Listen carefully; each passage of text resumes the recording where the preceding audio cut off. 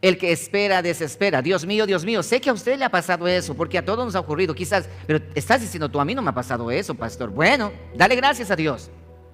Pero mientras tengas vida y aún estés en el mundo de los vivos, debes prepararte para que te suceda eso. Pero estoy seguro que a más de uno aquí ya le sucedió, ya le pasó. Es más, le está pasando en este momento cuando tú te arrodillas y clamas a Dios y oras a Dios y le pides a Dios que tenga misericordia y que conteste tus oraciones, y tú sientes que el cielo es como de bronce, sientes que el cielo no escucha absolutamente nada, y te levantas de ahí como que si no ha pasado nada. Y empiezas a pensar para dentro de ti mismo y dices, ¿será que Dios existe? ¿O será que Dios contestó? ¿Será que me escucha? ¿O será que soy condenado? ¿O será que no soy salvo? ¿Qué será que está pasando? Dios mío, ¿por qué me has desamparado? Mira lo que dice a continuación. ¿Por qué estás tan lejos de mi salvación y de las palabras de mi clamor? Yo sé que a ustedes les ha pasado esto. ¿Sabes por qué digo que yo sé? Estoy seguro que les ha pasado, porque eso me pasó a mí. Y a todos aquellos que hemos sido nosotros predestinados para ser hijos suyos, tenemos que atravesar por esa parte donde todos los demás, tanto profetas como apóstoles y hombres de Dios en la historia, atravesaron. Es más, el mismo Hijo de Dios atravesó por allí. Y tú y yo no tenemos una corona diferente, no somos de otro planeta, no. Nosotros también somos descendientes de Adán. Y como tal, también pasamos por esa misma manera de procesar a los siervos de Dios o a los hijos de Dios. La iglesia del Señor tiene que pasar por allí. Y estás hoy atravesando por ese momento, pues déjame hoy compartir contigo esta palabra. Dice lo siguiente, versículo 2. Dios mío, clamo de día, oro en el culto matutino y no respondes. Y también oro en el culto de oración y tampoco respondes. Oro de día, oro de noche, oro al mediodía, hago ayunos, hago vigilias, hago todo, pero no respondes, Señor. ¿Por qué me has abandonado? ¿Por qué me has dejado? ¿Por qué no me escuchas, Señor? Esa paz que sobrepasa todo entendimiento que antes tenía, hoy no lo tengo. Hoy siento como que el mundo está en mi contra. Siento como que todo se está terminando y siento que todo se ha venido sobre mí. Mi casa, mi familia, mis hijos, mi negocio, todo está en bancarrota, todo está acabado. Ayer estaba muy bien y ahora estoy recontra que pero muy mal. Y Señor, tú dices que a tus hijos jamás vas a permitir que mendigan pan. Estoy mendigando pan, Señor. Y clamamos y hablamos y decimos y lloramos y nos lamentamos y postramos y nadie sabe nuestro dolor. En algunos casos todos conocen el dolor. Pero peleamos allí, luchamos allí. Y luego nos levantamos y nos preguntamos, ¿pero será que Dios me escuchó? Le pasó esto a Job. Job dice esto: ahora ya he intentado orar, clamar, pedir a Dios que por favor tenga misericordia de mí. Definitivamente estoy acabado, estoy perdido. Es que Dios me ha acercado, es que Dios lo ha hecho, no puedo decir otra cosa más, no sé qué está pasando. Ahora, en el caso de Job ocurría algo. Recuerda, había una escena aquí en la tierra y había otra escena en el cielo. ¿Y sabes dónde se estaba desatando todo? No en la tierra, en el cielo era todo. Era un problema en el cielo, era un problema entre Dios y Satanás. Acá en la tierra no tenían ningún problema. ¿Por qué? Porque Job dice que la misma Biblia dice que Job era justo. Era justo y él era un hombre recto, dice la palabra, a tal punto que Dios le dice a Satanás: ¿no has considerado a mi siervo Job un hombre recto? Pero el problema no tenía Job aquí. Job era un hombre recto, era un hombre de templanza, era un hombre de carácter, tenía a su familia, tenía a sus hijos en su gestión. Era un buen padre, un buen esposo, era un buen ciudadano, era un buen personaje. No tenía problemas, pero ¿sabes dónde hubo el problema? Arriba.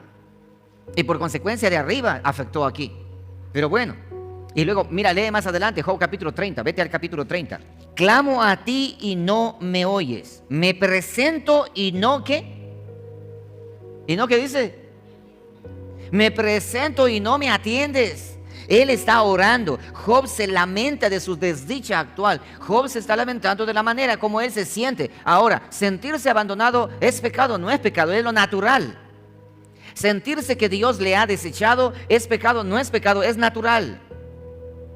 ¿Por qué? Porque el ser humano por tendencia propia tiene esa debilidad de manera inmediata. ¿Por qué? Porque los dardos de fuego del maligno están atacando en ese momento con la duda. Por eso es que dudamos. En muchas ocasiones ha habido personas que he conversado de este tema mediante consejería y han terminado diciendo: no, mejor termino con todo. Mejor me voy al mundo porque a la hora de la verdad yo pensé que Dios me iba a ayudar, pero ni Dios me quiere ayudar. Eso quiere decir que no existe Dios. Otros inclusive se van y dicen: si Dios no me ayuda, entonces voy al otro Dios, que es Satanás. Mediante brujerías, hechicerías y mediante amarres y mediante una cantidad de embrujos y todo eso para tratar de aplacar su dolor y aplacar su angustia el que siente. Aquí tenemos a Job diciendo: clamo a ti, pero no me oyes. Los cielos se han cerrado. Yo sé que a ti te ha pasado eso, me pasó a mí. Yo sé lo que es orar sin tener respuesta. Orar por una semana, orar por un mes, orar por un año, orar por 2, por 3 años y no tener respuesta. La frustración es grande. ¿Y sabes qué? La duda es grande. Porque empiezas a dudar si en realidad existe Dios o no. Me pasó eso a mí. Empecé a dudar de que Dios existe en realidad. Empecé a dudar si en realidad Dios es real o no es real, o solamente es una fantasía creada en mi mente nada más, y que solamente de manera manipulada empecé a creer en un ente que no existe, porque clamo y digo y no pasa absolutamente nada. Pero al mismo tiempo revisaba la misma escritura y podía encontrar el testimonio fehaciente de la existencia de un creador. No hay forma de dudar, aunque la duda en ese momento está allí. La duda dice que no. Pero algo existe allí, una realidad, porque tú miras a tu alrededor y miras la creación, es la evidencia de un Dios creador. No hay manera de esconderse de la realidad de que existe un Dios creador. Por lo tanto, cada vez que te sientas que crees que no hay respuesta para tu oración, sal y mira la creación de Dios y vas a darte cuenta que ahí está Dios creando. Pero ¿qué pasa?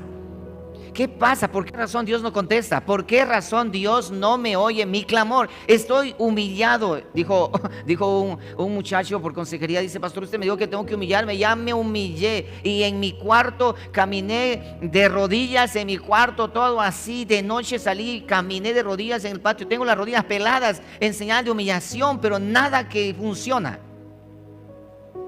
Yo sé que más de uno ha intentado hacer para tratar de ganar el favor de Dios, pero no encontramos respuesta, ni por más que gritemos y ni por más que lloremos.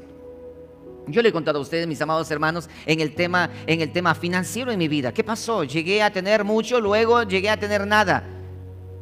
Y en ese nada, de tener absolutamente nada, en esa nada, Dios hizo lo que tenía que hacer, pero en el momento de Él. Isaías capítulo 55, verso 8, dice la palabra así: por esa razón Dios no nos contesta cuando nosotros le pedimos así que nos conteste de inmediato. No, por esta razón. Mira esto: porque mis pensamientos, ¿qué dice? No son vuestros pensamientos. Es impresionante cómo Dios nos aclara la mente de manera inmediata: porque mis pensamientos no son vuestros pensamientos, ni vuestros caminos mis caminos, dijo Jehová. ¿Qué quiere decir esto? ¿Qué quiere decir esto que acabamos de leer aquí? Dice el eterno Dios: porque mis pensamientos no son como vuestros pensamientos. En otras palabras, ustedes están pensando y ustedes están orando pensando de la manera como ustedes piensan. Pero yo tengo otra clase de pensamientos para vosotros. Cada uno de nosotros tenemos pensamientos positivos para nosotros, ¿cierto? Pensamientos positivos. ¿Y cuáles son esos pensamientos positivos que tenemos para nosotros, para nuestros hijos? Un pensamiento de crecimiento, un pensamiento de conquista, de logro, de prosperidad, un pensamiento de bienestar, un pensamiento de querer abarcar más y más y más, ¿sí o no? ¿O no? ¿O hay alguien aquí que dice: no, yo no pienso, quiero tener cada vez menos, cada vez menos, cada vez menos? ¿No es cierto que no? Ese es el pensamiento. Por eso se madruga, por eso se duerme muy tarde, por eso se hace doble jornada, y por eso, por muchas cosas. ¿Por qué? Porque el pensamiento es ese de querer tener y querer ser y querer lograr. No, que nada malo nos llegue a pasar en nuestro pensamiento. Pero Dios dice esto: no, ese es tu pensamiento, pero yo tengo otra clase de pensamiento para contigo. Ahora, ¿por qué razón Dios tiene otro tipo de pensamiento? Porque ahí mismo lo dice: porque vuestros caminos no son mis caminos. Porque los caminos que ustedes han trazado, el orden de vida que usted estableció, el proyecto de vida que usted lo hizo, porque cada uno de nosotros hacemos un proyecto de vida, ¿sí o no? Nos casamos y con nuestras esposas nosotros planificamos cómo vivir, de qué manera queremos vivir, o muchas de las veces egoístamente, la mujer por su lado y el hombre por su lado. Planifican cómo vivir. Ese es el camino que se trazó. Queremos nosotros hacer esto, hacer esto, hacer esto. Por eso dice la palabra del Señor que debemos aprender a hacer algo. Encomienda a Jehová tu camino y Él enderezará tu vereda. Entonces, planificamos, pero Dios observa lo que está planificando. Dios observa de lo alto y dice: no es así. Ese es tu pensamiento, ese es tu camino, pero yo tengo planes para ti de otra manera. Y en ese plan que yo tengo, lo primero que yo voy a hacer contigo es enseñarte a que seas responsable, enseñarte a que seas un hombre o una mujer de compromiso, enseñar a que tengas un carácter maduro para que puedas mañana guiar a tus hijos o a tus semejantes a tu alrededor. Yo tengo pensamientos primeramente en formar tu carácter, primeramente antes de que, porque si te doy lo que tú pides, entonces sin que yo haya hecho primero lo que debo hacer para prepararte en el camino, entonces va a ser mucho daño el que te voy a causar. Porque mis caminos y mis pensamientos son mucho más altos que vuestros pensamientos. Quiero que notes la diferencia, dice Dios. Por esa razón que cuando te empecinas a orar y a pedir por algo, yo no te contesto, porque no es el momento de que tú tengas lo que estás pidiendo. No es el momento. Yo sé cuándo es el tiempo. ¿Sabes por qué? Porque como tu pensamiento es bajo, no alcanzas a divisar el futuro. Y como mi pensamiento es más alto y mi camino más alto, de lo alto yo puedo ver tu futuro y sé a dónde vas a terminar. Y sé qué es lo que va a pasar contigo. Por esa razón, que en el momento de la aflicción, en el momento del dolor, yo me detengo en contestar tus oraciones. Porque ¿qué pasaría si Dios contestara todas las oraciones que nosotros hacemos? Yo creo que debo hacer una predicación al respecto. ¿Qué pasaría? Pongamos el hipotético caso de que Dios contesta todas las oraciones que nosotros hacemos. ¿Qué pasaría? ¿Qué creen ustedes? A ver, pensemos un momento así con una mente abierta. ¿Qué pasaría si Dios contesta todas las peticiones que nosotros hacemos? Pedimos pan, nos da pan. Y queremos pan integral. Ok, integral. ¿Cómo? Seríamos como hijos mimados. Bueno, fuera eso, hijos mimados. ¿Sabes lo que sería el mundo si Dios cumpliera todo el capricho y el deseo del ser humano? ¿Ah? ¿Cómo sería si Dios cumpliera todo el capricho que el ser humano dice que quiere en sus oraciones? Señor, por favor, ya mi mujer está muy enferma, por favor, Señor, o cúrala o llévatela, Señor. Y Dios dice, ok, me la llevo. Señor, por favor, hazme ganar la lotería, por favor, que ganando la lotería yo voy a hacer mucho bien. Ok, toma la lotería. Pues imagínate nada más si Dios contestara y te diera todo lo que pides. Más que oración con interés. Escucha esto, ya no existiera el mundo. El mundo fuera, es más, ya no estuviéramos ni siquiera aquí. Ya se hubiese acabado el mundo hace mucho tiempo ya. Hace mucho tiempo.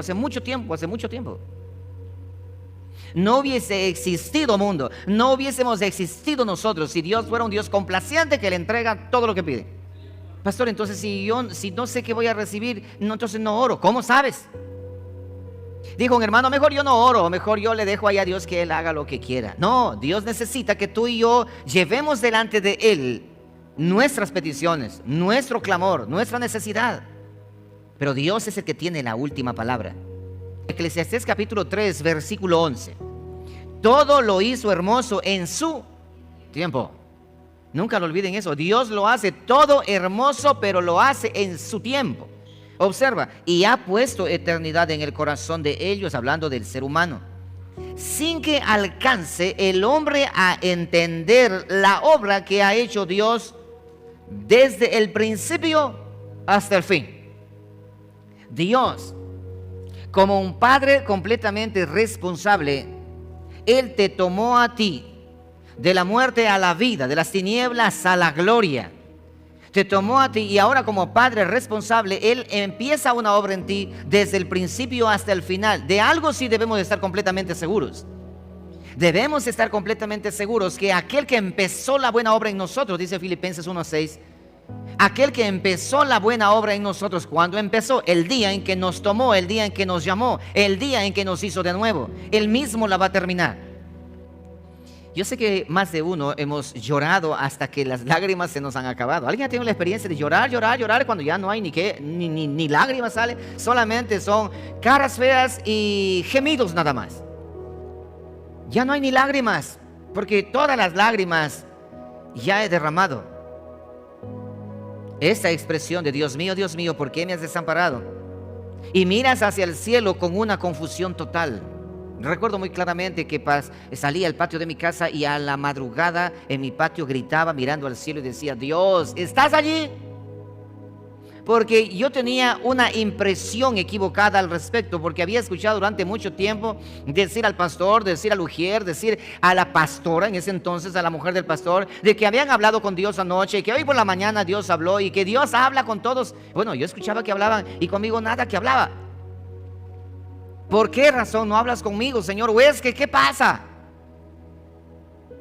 El cielo estaba allí y gritaba al cielo. Yo sé que más de uno orando, llorando, clamando, pero luego de eso no pasa nada. Te desahogaste, sí. Pero el salmista David, en el Salmo número 40, vete al Salmo número 40, no importa si es que tengo que continuar el próximo martes por el tiempo, hay mucho que quiero mostrarte. Salmos 40, capítulo 1, Mira este mensaje que nos da el salmista al respecto de esperar. Ahora, recuerda, ¿quién está hablando aquí? David, nada más y nada menos que David. Y ustedes conocen, porque cada jueves hemos hablado de David, es un personaje impresionante que nos da lecciones de vida a cada uno de nosotros, en lo bueno, en lo malo y en lo feo. Mira lo que dice la palabra. ¿Qué dice allí? Salmos capítulo 40, verso 1. Pacientemente esperé a Jehová. Mira esto, pacientemente esperé a Jehová. ¿Eso qué significa? Que él aprendió a esperar sin desesperar. Esperar con paciencia. Porque la espera desespera. ¿En qué momento la espera desespera? Cuando esperamos sin paciencia. ¿Sí me están entendiendo o no? ¿O están abrumados por lo que estoy diciendo, cosas que ya han vivido ustedes o lo están viviendo? Pero el que espera desespera. ¿Por qué razón desespera? Porque espera sin paciencia. Es impaciente, y un impaciente ese sí se desespera en realidad. Pero el que espera con paciencia, esa espera rinde frutos.